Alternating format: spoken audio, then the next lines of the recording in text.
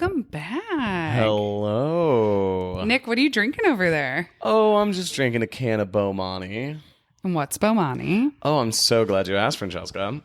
A Bomani is a cold brew coffee, but spiked with gluten-free alcohol. Yeah, just alcohol made from sugar, 0 added sugars.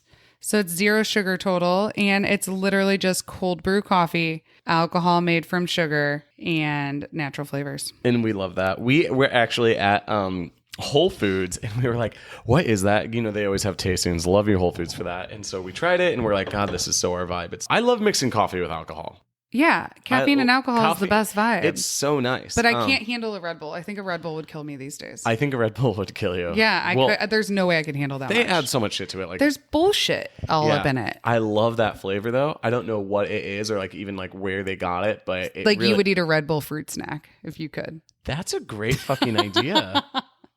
Yes. They should do that. Maybe put a little Red caffeine Bull fruit in there. snack. Yeah. I used to take caffeine pills. What, when you were like 12? Trying to get all hyped? No. My friend in college, he like got really into them. I thought that's what Adderall was for. Yeah, no. When you take caffeine as a pill, it's totally different. So I was thinking like if you did a caffeine pill fruit snacks. That would be... No, they have them. They're called really? Stingers. I think they sell them at the gas station. They're like for like bikers. I am not endorsing those. I have never tried one. I've just seen them at rest stops. I'm literally pouring my Bomani into a wine glass. Look at that. Oh. That looks nice. Well, you do a little cold brew. You can do it with cream. You can make your own like low-cal espresso martini. And you guys were actually obsessed with it. It's like we bought them out of Whole Foods and like, we're living out of the Chevy Equinox right now. When we're moving into these Airbnbs, we're like bringing in our like toiletry bags and our cases of Bomani. Literally, because when you like fall asleep and you're about to go out, I mean, I wouldn't recommend like drinking spiked alcohol drinks in the morning, even though I love alcohol in the morning. But, I'm just saying like it's fun to day drink. Okay. But anyway, you wake up from a nap and you're about to go out and your friends are texting you and you go, what? Oh, gotta go out. And you make yourself a drink. You can't like make yourself coffee, then make yourself a drink. You just put it into one, No, it's and perfect. just sitting in your fridge. Love it. I'm obsessed. I know. Francesca, where are we? Oh gosh, where are we? We are in San Diego. Which I believe is Latin for a whale's vagina. I thought that was the funniest shit when I saw Anchorman as a kid. Were you 13 when it came out? I don't know. I was probably. Yeah, I didn't mean to make that joke on the podcast, but I didn't either. I did not. I didn't even. I set you up for it. You did. I put you in that place. And I did. We're in San Diego, and so we were cat sitting for our friend in Newport Beach. Which, like, to be honest, I don't know if he really needed his cat watched as much as this is like a good friend who has like a very nice place in Newport, and I think he like took pity that I was living out of my car, but like we chose this life. Yeah. And I think he just like didn't want me in my car, so he was like, "Oh, can you just like cat sit while we're in Mexico?" And which was lovely of them, and it was great, and we were homies with Jasper the cat. We were like, we will absolutely watch a cat. We will be the best cat watchers Yeah. Newport Beach has ever seen. It was a black cat, and she even wore little bat wings because, it was Halloween. It was Halloween. And but I got to like live out my OC dreams. So the OC, the show with Marissa Cooper and Ryan, don't know his last name, but it was filmed and like set in Newport Beach. Yeah, right. So I watch 5 episodes every night while we were there just to really get in the zone. I felt like a stay-at-home mom in Newport Beach, which is like all I've ever wanted. That's where you're going to end up. That's where you're going to end up. Yeah. I loved it there. It was so nice. Yeah, it's beautiful. It's expensive for a reason. It's gorgeous. It's so gorgeous. Everything's lovely. The weather was perfect. Every day the sunset would hit, and then we would go run along the beach. We would go on a little hike. Which was a block away. We would go to the cute little vegan cafe shops, little vegan cafes, little sushi places. Oh, we did go to the cutest little sushi place. Oh, yeah. So, all right, Newport Beach. Good job. Yeah. 10 out of Welcome 10. to the OC, bitch. That was another side effect. of us being in Newport Beach is I would just not stop saying that. Nick would like come around the corner and I'd hit him and I'd be like, welcome to the OC, bitch. We're going to be back in like Missouri on like a Wednesday and just be like, hey, welcome to the OC, bitch. And people are like, I'm sorry, what? We're like, oh, sorry, that was taken out of context.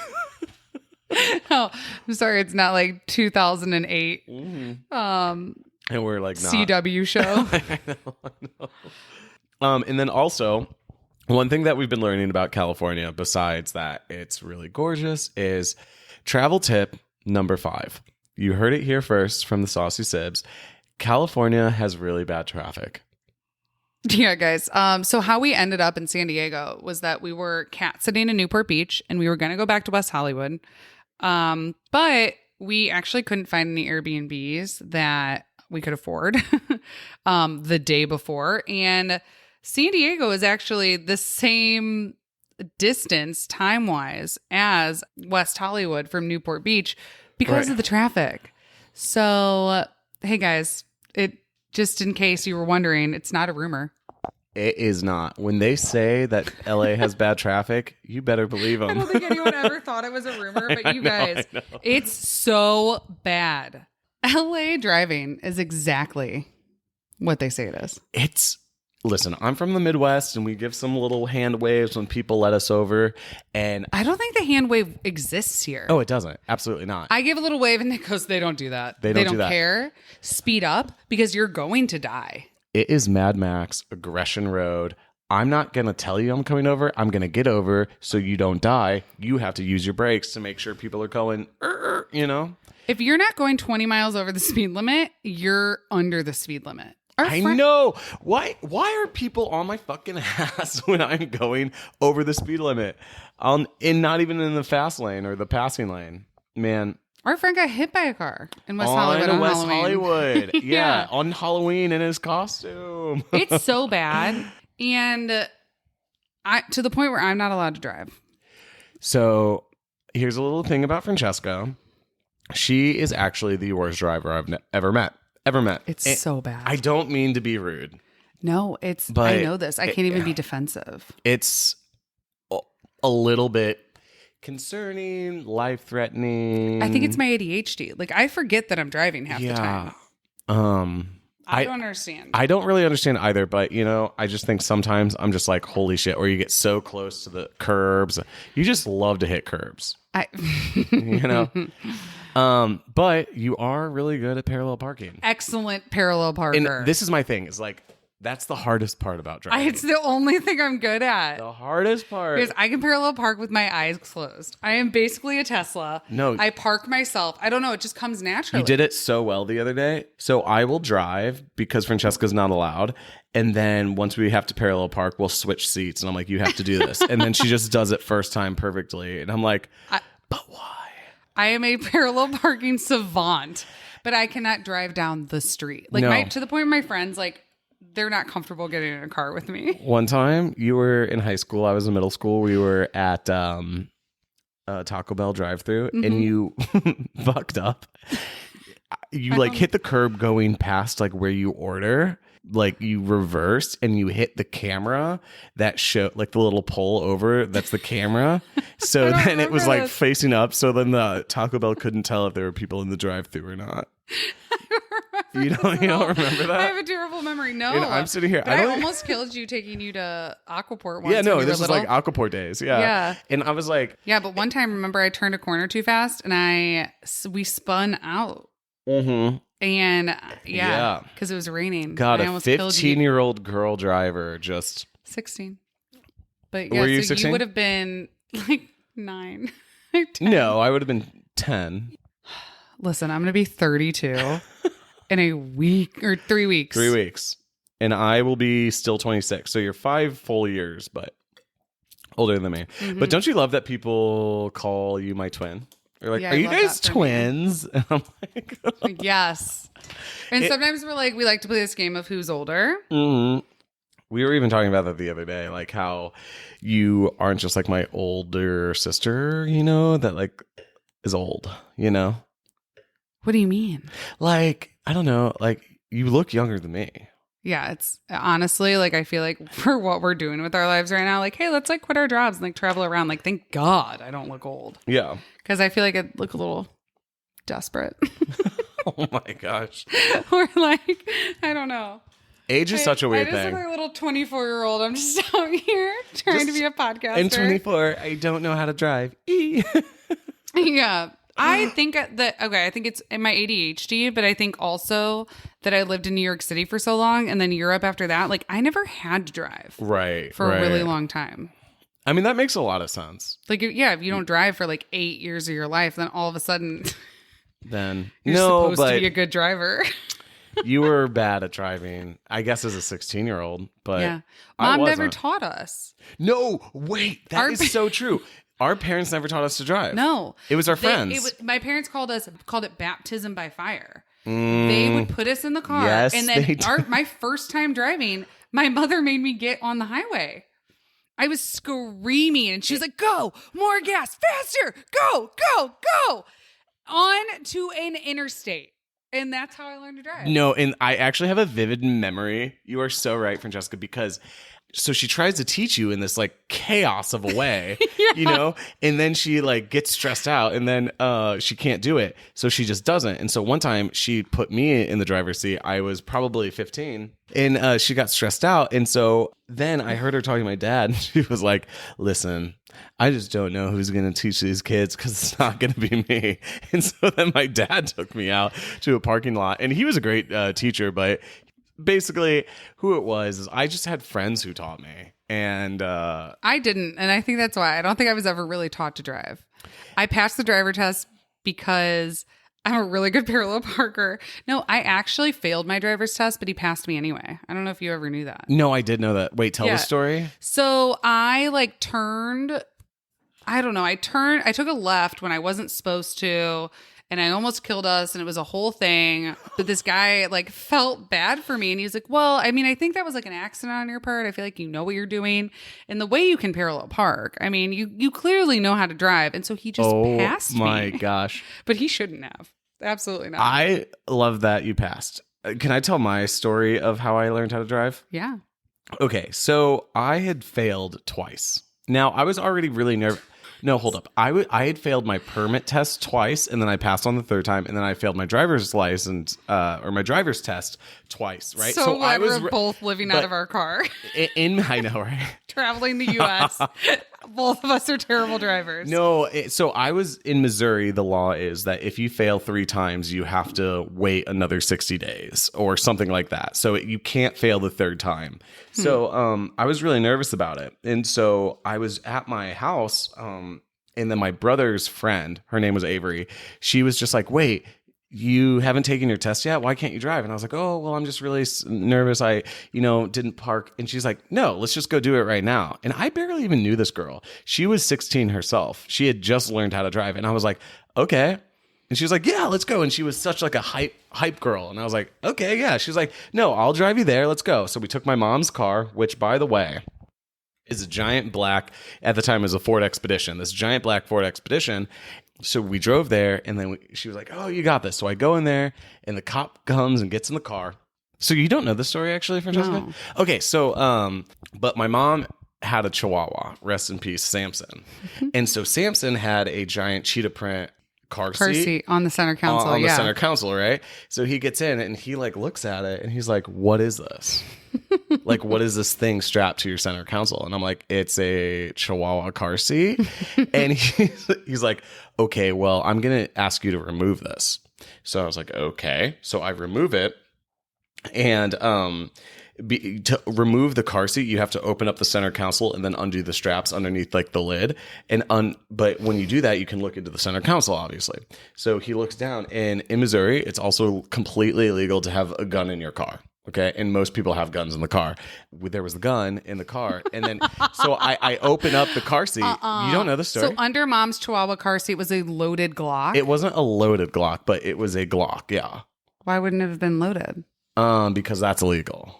It's a gun with, so like there's like bullets I'm sure in Mom's the. was Loaded. I mean, it could have been loaded. Yeah. I don't know if it was Mom loaded. wouldn't have an unloaded gun in her car. But I mean, just the idea of a 16-year-old driving a car with a loaded gun or with a gun in it, right? That's so Missouri, but that really is legal.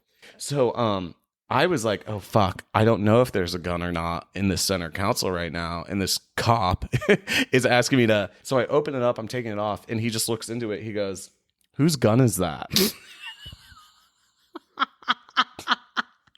You could have like gone to Nick. I don't know if it's legal. Maybe for her to be driving the car. No, because what it is the car is your personal property.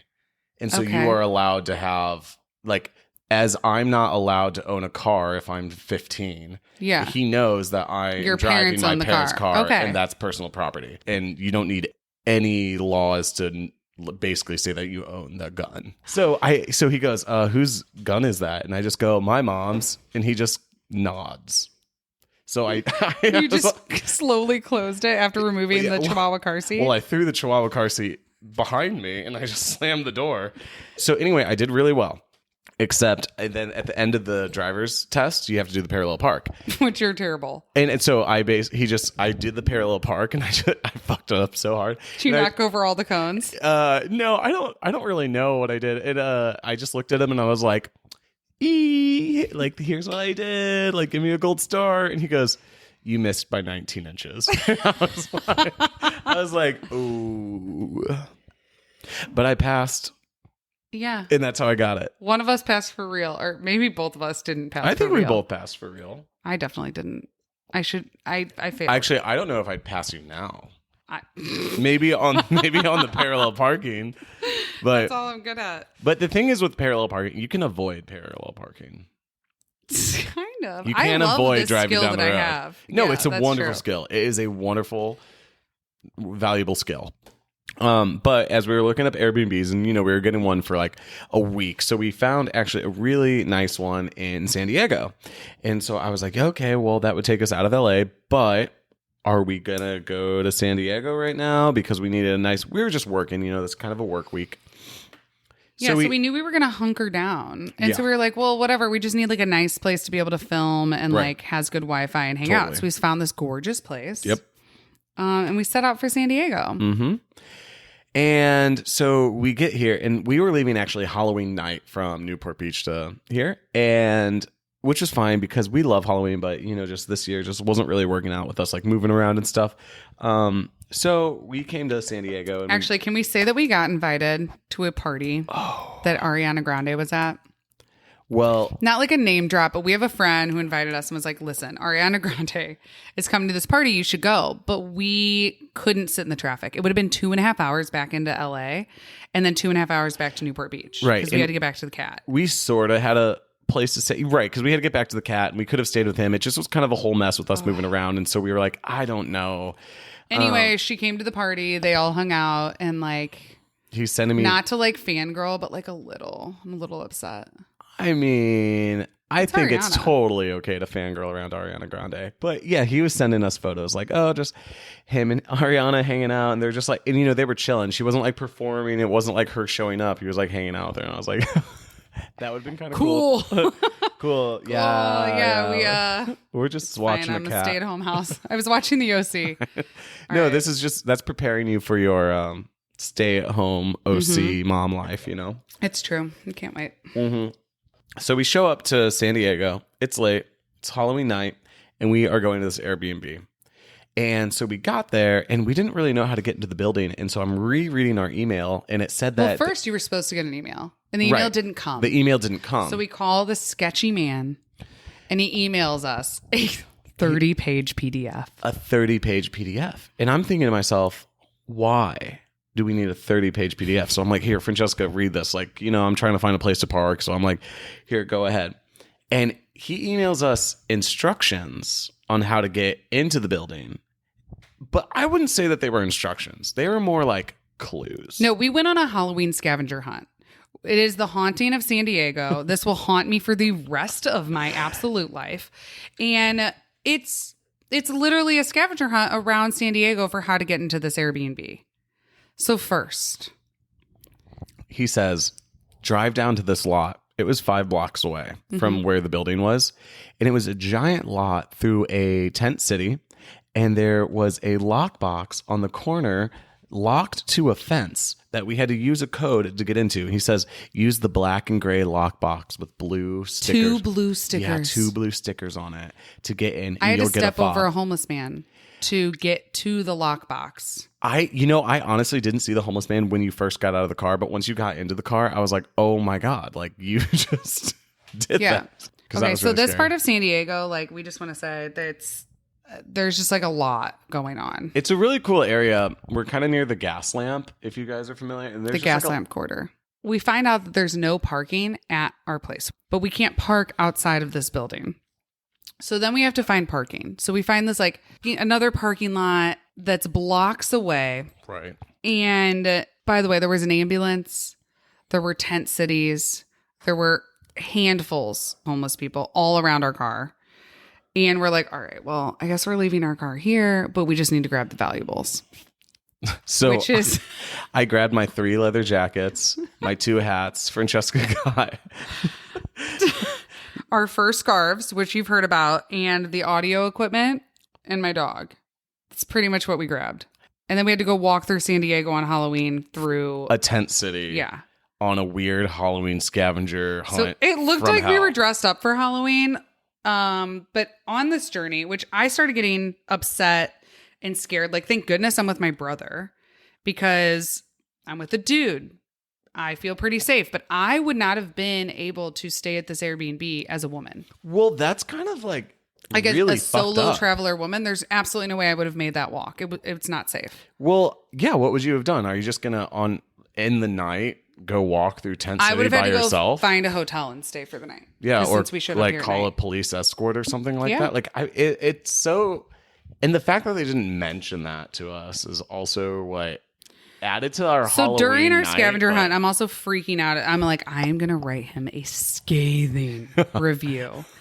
I am like, he has no idea what's coming for him. Anyway, so we're walking in our basically Halloween costumes, and I was spit on by a man. Yeah, and then I was yelled at by a woman that she was going to kill me. Yeah, that was fucking crazy. And this is just where we parked the car to get to where we're staying at. Yeah. Which was a complete surprise. Which, by the way, there was 19 codes in our 30-page PDF. Honestly, like it's like an experience I don't want to revisit. I mean, we're in the Airbnb and I'm happy. But anyway, we're here. So carry all your valuables before you go in. Yeah. So we've been checking our car every morning to make sure it's not broken into. Because very thankful she's still there. Regina, she's doing great. She's doing great. There was a man peeing on her when we went to the car. Yesterday. Yeah, we had to go back to the car and get a few more things. And then just some dude was peeing on it and he was drunk or something. And so, Francesca, you were so pissed. Yeah, I had to wait for him to put his penis away. I know. Until I could get into my car. And I'm not saying I wasn't pissed. I'm just saying like you were so pissed. But me seeing you be so pissed while watching him finish peeing to put his penis on away, my vehicle. On your vehicle was... We'll laugh about it. Maybe it's too soon to laugh about Honestly, it. Honestly, he defiled Regina and I'm still upset about it. No, it was fucking gross. But, and that's going in our scathing review. I'm going to write it, you guys. It's going to be a masterpiece. Has anyone else experienced something like this with an Airbnb? Yeah, please let us know because I don't know. I think Airbnb is going down the toilet. I'm going to have to find another service. I feel scammed, or I would if this apartment wasn't so nice. The apartment is nice. They had like snacks for us too. They did. I love it when they give you free food, even though it's like Quaker oats, like it's not gluten-free food, but like whatever. Yeah, cheap snacks are never gluten-free. No, I'm an expensive date. So we've been in San Diego here in our super nice Airbnb. You know, outside. We haven't really seen a lot of San Diego. No, because we've been working, and it's nice to work because you know when you're in a car and going to a whole bunch of cafes and stuff like that, sometimes it's just nice to like wake up and, oh, here's where, you know, my laptop is out already. I don't have to like set up things and find a coffee shop. Well, we've been like on vacation for like months. I know. And you just kind of feel like you're bleeding money. And we, you know, being an influencer is a real job. Absolutely. So you actually have to work at it. So having like a place to work this past week has been really nice. Francesca, you know a whole bunch of this stuff. So Instagram is kind of like my world and my obsession. So I used to be director of social media and influencer marketing for a PR agency in Manhattan for years. And it's so funny to me when people are like, oh my God, like these influencers, they just fly around and they just hang out and they just get paid. Like that's such a crazy life. I wish I could do it. And it's like, no, like it's a real job. You're hustling. Absolutely. And some people are better at it than others. Some people put so much work into it. And I've just been really understanding how much stuff there is to go and do. And I've almost kind of liked it. Like when you're working for it, we've been sending lots of emails and all this stuff, but it's been fun to... We're sending emails. Hey guys, I sent... Nick knows how to send an email. But it's just really interesting that people think that influencing isn't real. When basically I was sitting in New York City and I was like tired of paying the Instagram girls so much to do what I knew that I could do. Right. But I first quit my job like 2 years ago to start my own agency. So I was doing content creation and like social media calendars for small businesses full time. And I was like, nope, this still isn't what I want to do. I'm working from home. This is cool that I get to live wherever I want. But it's not fun. I wanted to be able to promote myself and do the fun things. They say like follow your bliss, follow what you love. And I love trying new places and traveling and then creating stuff and like telling people about it. So when Nick and I like decided we wanted to leave Aspen, I was like, yo, like we can do this like for real. It's just going to be, I mean, you have to negotiate the contracts and create good, valuable content.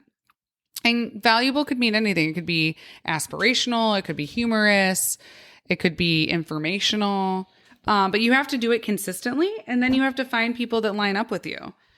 Yeah, it's just funny. Like, Nick, you had a friend who said, like, do you really think you can go do this? Oh, my gosh. So I was back in Missouri in St. Louis with a friend. And she was asking me, like, oh, what am I doing and stuff? And I was like, well, right now, I think I'm going to go start a podcast with my sister.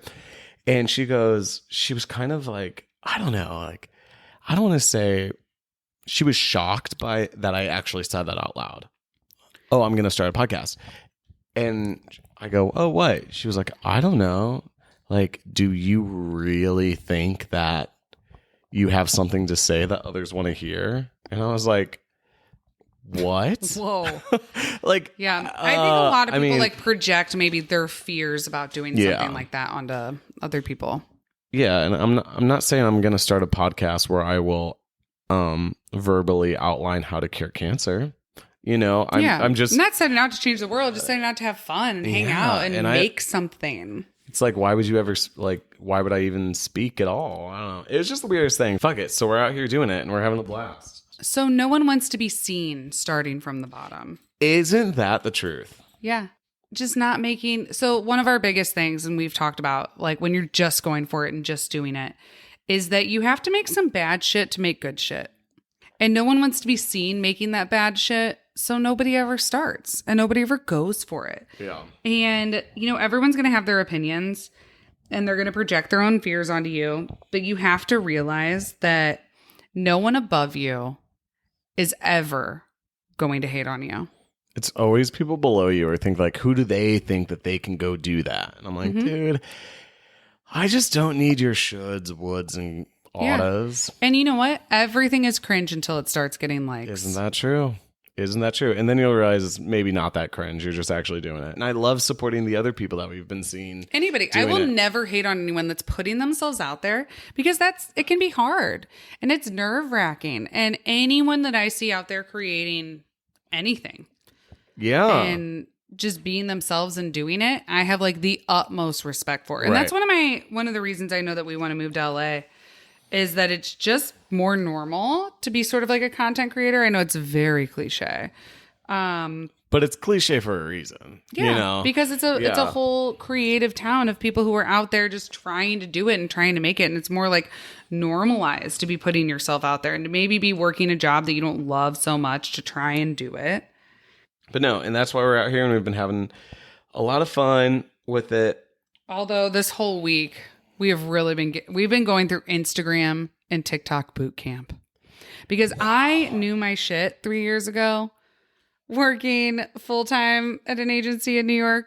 Things have changed. And if this algorithm, Okay. it's something. I think I have a bachelor's of science in the algorithm right now, and I know that you can work your way up to a double PhD. Well, what's just crazy is that people have signed up to already follow you and see what you're doing, but that doesn't guarantee that they're going to see any content that you make. Right. And that's why it's all about like, Philip DeFranco says like pleasing the algorithm gods. And as much as you want to blame it on like the algorithm, which I kind of agree because I have all these followers, but it's like, are they seeing my content? Yeah. Or do I just have to do what the algorithm wants me to do or whatever? I heard one content creator, she was talking about how like, don't blame the algorithm, make better content because that's what the algorithm Agreed. I think that I've gotten away for a long time. I used to call myself like the world's worst food blogger. Yeah. And I got away with making, like, my followers were all my friends, and I very much had a like community of gluten-free girls. Yeah. And that's like how I built my following. But like my photos weren't good. Like my content was not good. It was like on the fly content. But now it kind of, Now you have to have to be good. both. Yeah. I have been, Francesca and I have been laughing. It's like, now that we're actually content creating, it's like, we should get into the art of photography. We should get into videography. We should totally know how Well, it's what Photoshop. we love to do, I know, though. and it's been so it's really cool to be exactly. able to learn and to commit our time to this, which I don't think we could really do if we had our other jobs right now. Like we are really just going for it, which is scary, but cool. But we've been going through right now Instagram Reels school. Oof, because you guys, the Reels. Instagram, for any other content creators or friends who are wanting to get into this, let us just tell you, if you don't already know, Reels are what you need to be doing because Instagram is trying their hardest to kill TikTok. The way that they pretty much killed Snapchat by creating stories, the Reels are trying to take over TikTok. And if you have like a TikTok watermark, your Reel is not getting shown as much. Mm-hmm. And if they want you creating in the app, and they're even paying people. So right now you could make your account a business account, and they will literally pay you like $1 per 100 views just to make Reels. Right. They're bribing us, and it's working. Do you remember when the Snapchat stories were a thing, and that was like, what do you mean it expires like every 24 hours? I thought it was so weird. Mm-hmm. I was like, that's like a lot of posting. That's strange. But I got so into it, and I was like, okay, this is something that I love to watch. But then Instagram started doing it, and that's exactly why I stopped Snapchatting. Is because Instagram did the stories. Yeah, and you were doing both. Mm-hmm. Just like right now, people are creating in TikTok and then just posting them on Instagram. And that's why Instagram is deprioritizing them in the algorithm with the TikTok logo. I know. And it's like, I think that's a little shysty of Instagram, but it's also like, do you think that's just like a smart business move? Because obviously Instagram's here to stay. TikTok has the stories. We don't know yet. Yeah. I don't know. Like, do you think that they just are I smart wouldn't to have thought do that? that they could have like squashed Snapchat the way they did. Squashed it. It's still a thing, but like, I don't use it anymore. I know a lot of people who don't use it anymore. Well, I had to make a decision in my life. It was like, I love Snapchat. I love Instagram. Mm-hmm. Do I do both? Or do I just do one? And I'm sorry, the winner went to Snapchat or Instagram. Yeah. And so I started doing Instagram, and I have not used Snapchat since. And so that's kind of like, it's a little upsetting, but that's why I think they're going to kill TikTok. Yeah. Mm-hmm. No, I was gonna say I just have some qualms like with the whole like Facebook and Instagram like owning everything, and I hate that I don't have a chronological timeline anymore. I hate that like I have people who want. I posted a meme today. Like, God forbid you show me any of the accounts I purposely followed. Now they have all these suggested posts in my feed. What did you say the other day when you went to Kim Kardashian's page and you were like, "Oh, am I even following?" I Kim never knew Kardashian? I was following her because she hasn't popped up in my feed in 2 years. It's Kim Kardashian. Kim Kardashian. How many followers does she have? She has some of the most on Instagram. Like 270 or something like that million. But Cristiano Ronaldo has the most Instagram followers of anyone. Isn't that the funniest thing? You would always expect it to be a woman. Latin countries. Latin woman. Kim Kardashian has 261 million. Ooh, Wow, I was right. close. Damn. Nicely done. Thank you.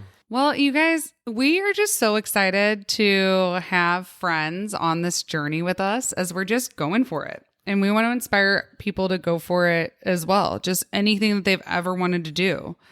And for us right now, it's traveling and drinking wine and meeting people and seeing things and sharing it with you guys. Absolutely. So next we are off to tomorrow. We're off to where? We are going to Scottsdale, Arizona tomorrow. Yeah. So it'll be warmer because apparently San Diego's cold.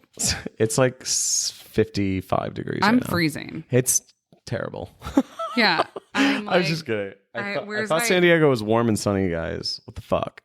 I know, no one told us. But anyway, we're going to the desert. We're just excited to see where this goes. All right, cheers. Chef's kiss. Mwah. Mwah. And we will see you in Scottsdale, Arizona.